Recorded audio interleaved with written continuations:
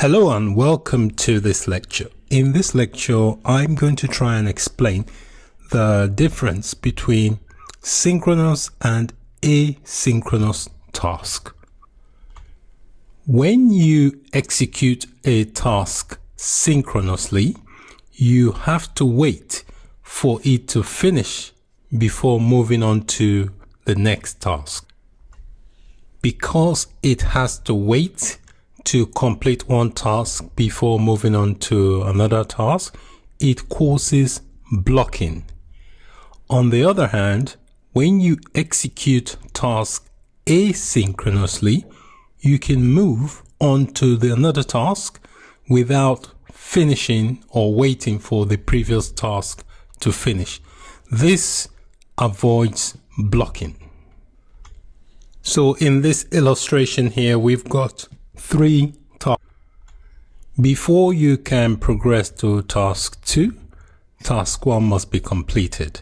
And before you can move to task 3, task 2 must be completed. With a synchronous operation, you would not move to the next until the first task or operation is completed.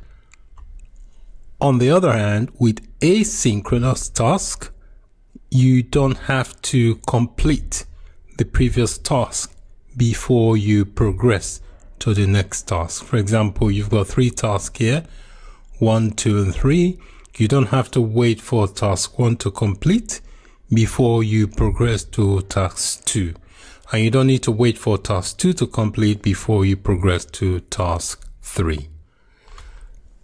In this illustration, this is a classic web application model, and with the synchronous request, it blocks the client until the operation completes. So that is the web browser in this case is the client.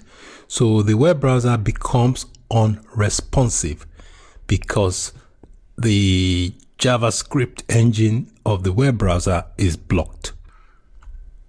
This is because it's waiting for other processes to complete before moving on to the next. So you can see here, this is a browser client making a page request via your computer. This is a web page it's requesting. So the request obviously goes to the server. The server has to process one at a time, finishes that, and then passes on the request to number 2. And then when the requests come back, the web client makes further requests. There's a data inquiry. Again, goes back to the database, queries the response, returns it to the server, and then the server finally returns a new web page with images and so on. So with a synchronous process, it has to complete one task before it moves on to the other task. So this is why you find out sometimes your web browser can become unresponsive because the JavaScript engine of the web browser is blocked. So when the web page or image is requested, the full page is refreshed at request time, and the user client, which is a web browser, is blocked until the request is complete.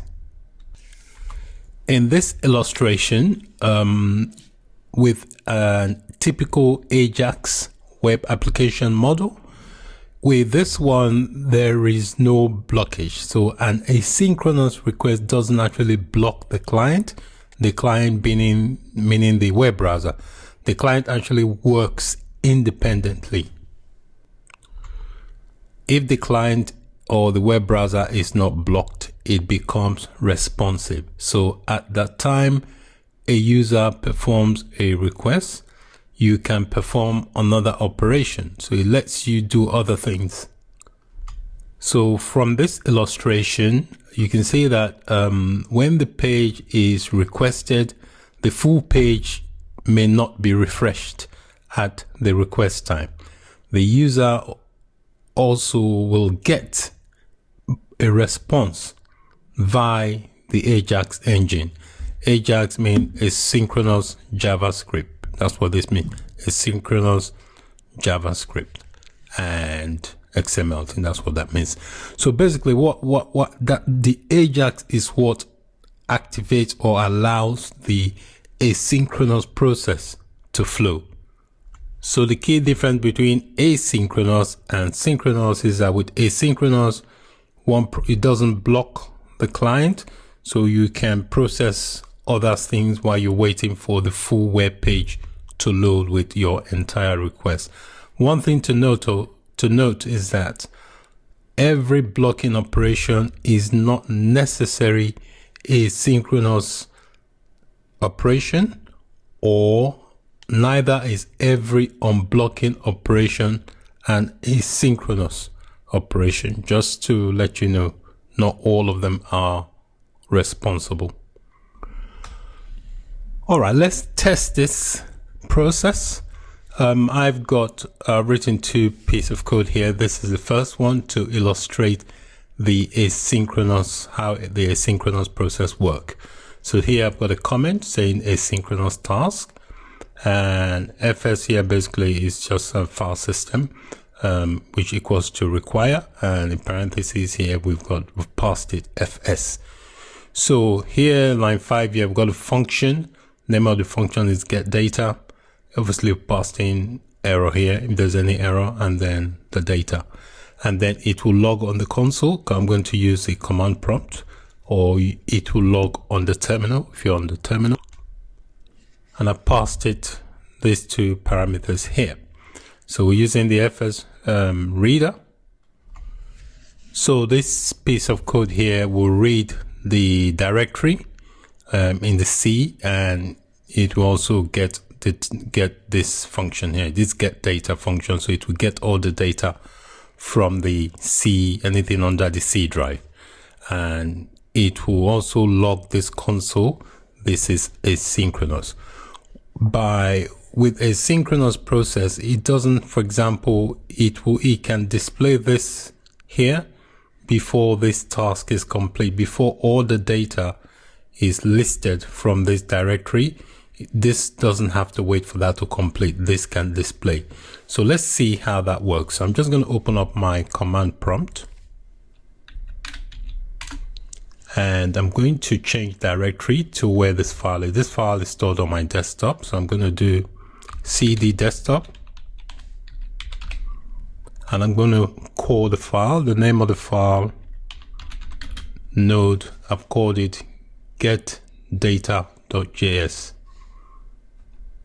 So it will be get data.js, and I press enter.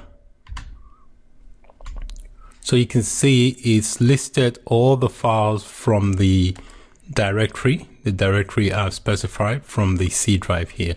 These are all my files, and it's listed them in alphabetical order. If you notice here, it's got this is asynchronous.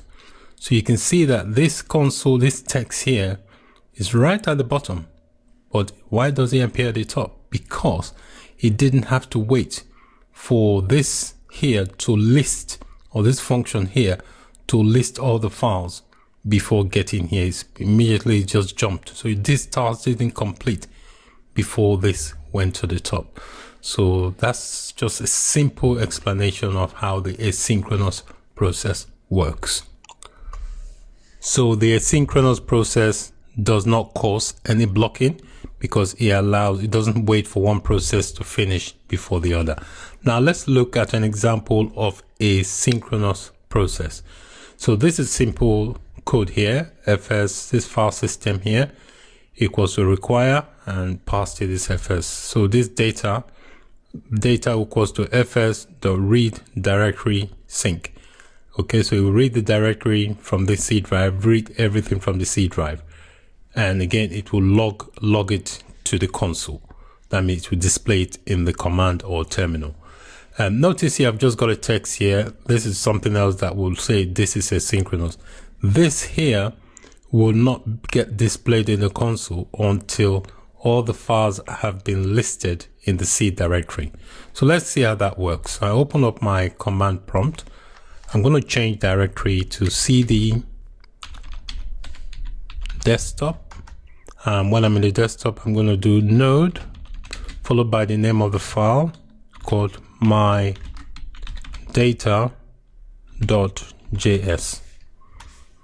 All right, if you notice here, it's waited for this to list all the files in the directory before displaying this text that says this is synchronous. Unlike the asynchronous process, it doesn't have to wait for all the files to be listed before it displays the text. But you can see here, this process here is held up because it had to list all the files before displaying this text. This is synchronous. So this is the key difference between synchronous and asynchronous task process. Many thanks for watching.